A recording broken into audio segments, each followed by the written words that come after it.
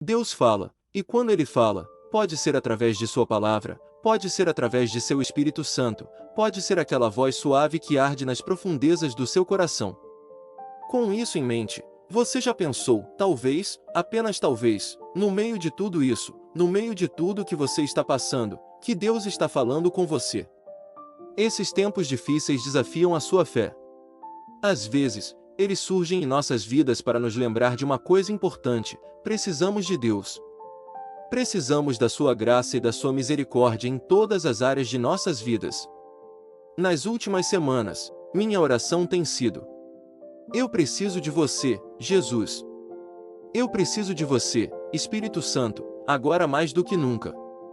Eu olho ao redor e vejo o estado das coisas, vejo a dor que alguns estão enfrentando e a luta que outros estão enfrentando, e isso me faz perceber que a vida é frágil, a vida é incerta.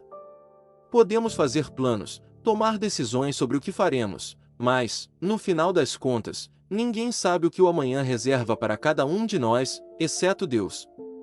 Tenho a sensação de que, no meio de tudo isso, no meio dessa agitação, dessa incerteza, Deus está falando. Ele está tentando falar ao seu povo.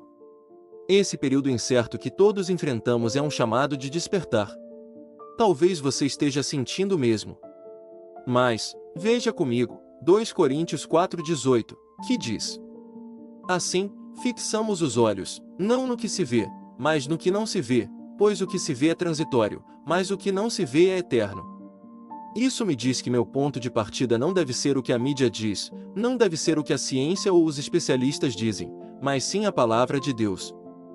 Quando eu olho para a palavra de Deus como uma lista de verificação para a minha vida, quando a uso como um espelho para me examinar, é aí que consigo ouvir Deus falando. Isso porque a Bíblia me chama, em 1 Tessalonicenses 5, a orar sem cessar. E eu me pergunto, como está minha vida de oração? A Bíblia me chama, em Mateus 6,33, a buscar primeiro o reino de Deus e sua justiça. Estou fazendo isso? Estou buscando a Deus em primeiro lugar? A verdade é que não estava. Estava buscando progresso na carreira, relacionamentos, casas maiores, quase todas as bênçãos, exceto a fonte das bênçãos. A Bíblia me diz para não ter ídolos, e um ídolo é qualquer coisa ou qualquer pessoa que eu coloque acima de Deus. Novamente, sendo honesto, se eu não colocasse Deus em primeiro lugar, tudo que colocasse em primeiro lugar se tornava um ídolo. Então, isso é um chamado de despertar para mim. Quanto mais tempo passo agora lendo a palavra de Deus, mais a uso como uma lista de verificação para minha vida, percebo que Deus está falando. Ele está nos dando, a nós, seu povo, seus filhos, um chamado de despertar. Sua palavra diz em Isaías 55:6. Buscai ao Senhor enquanto se pode achar, invocai-o enquanto está perto. E esse versículo me assusta um pouco porque coloca um prazo para todos nós. Enquanto Deus está perto, busquemo-lo, enquanto Ele está próximo, cheguemos perto dele. Deus está falando enquanto o mundo pode dizer que pode salvar sua vida por isso, por aquilo, pode salvar seu dinheiro, pode salvar seu tempo. Deus está simplesmente dizendo: estou aqui para salvar sua alma. Enquanto o mundo diz que pode oferecer isso para o medo, isso para a depressão ou ansiedade, Deus está dizendo: não te dei um espírito de medo, mas te dei poder, amor e uma mente sã. Começo a pensar que talvez, apenas talvez, tudo isso esteja acontecendo por uma razão. Esta estação, esse desafio, este período de incerteza faz parte do plano de Deus para despertar o seu povo. Certa vez, perguntei a alguém o que a cruz representa. Ele respondeu dizendo que representa Jesus Cristo, sua morte, sepultamento e ressurreição. Eu disse: está certo, é só isso? Ele continuou dizendo que representa a salvação, representa a vida eterna. É um símbolo do amor, santidade, justiça e perdão de Deus. Representa o que Cristo veio à Terra fazer, dar sua vida por nós. Então eu perguntei: e você? O que representa quando as pessoas olham para você? Elas veem Deus dentro de você, trabalhando por meio de você? Você representa o amor de Cristo? Representa a vida de Jesus Cristo? Precisamos examinar verdadeiramente a nós mesmos. O que representamos? Representamos o perdão, o amor, a justiça? Quando as pessoas olham para você, veem o amor de Jesus Cristo em você? Elas olham para você e pensam: quero a paz que essa pessoa tem. Quero a alegria que você tem. Essa é uma pessoa fiel, uma pessoa humilde. Só pode ser Deus usando esse homem ou essa mulher. Sua vida deve ser caracterizada pelo que você representa. Que tipo de fruto você está produzindo? Em vez de amor, você está mostrando ódio ou amargura em sua vida? Em vez de alegria, há constante tristeza? Em vez de paz, há medo e tumulto? Em vez de gentileza, você é de pavio curto? O que você representa? As pessoas deveriam ser capazes de olhar para você e encontrar o fruto de Jesus Cristo em sua vida. Em vez de preocupações intermináveis, represente a fé. Em vez de orgulho ou arrogância, represente a humildade. Em vez de ser controlado por impulsos, paixões ou desejos, represente o autocontrole. Sua vida representará a quem você serve. Você não pode servir a 2 mestres ao mesmo tempo, e ninguém dirá que vê luz e trevas em uma pessoa, justiça e mal em uma única pessoa.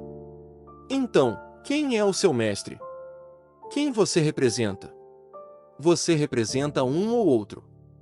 Decida-se e comprometa-se a mostrar os frutos autênticos de Deus, a mostrar a atitude pura de um verdadeiro filho de Deus. Então, pelo que devo me posicionar diante de Deus? Pergunta abençoada. Bem-aventurados os pobres de espírito, pois deles é o reino dos céus. Bem-aventurados os mansos, porque eles herdarão a terra. Bem-aventurados os que têm fome e sede de justiça, porque serão fartos. Bem-aventurados os misericordiosos, bem-aventurados os puros de coração, bem-aventurados os pacificadores.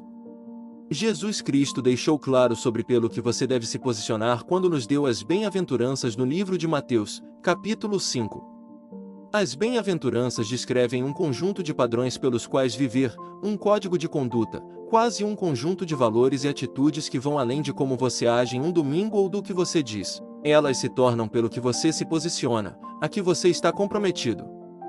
Isso é pelo que você deve se posicionar, e sim, é difícil viver isso. É difícil ser o pacificador quando, como seres humanos, as emoções podem ficar intensas. É difícil ter fome e sede de justiça quando o mundo oferece distrações brilhantes. O que estou tentando dizer é: comprometa-se com Deus.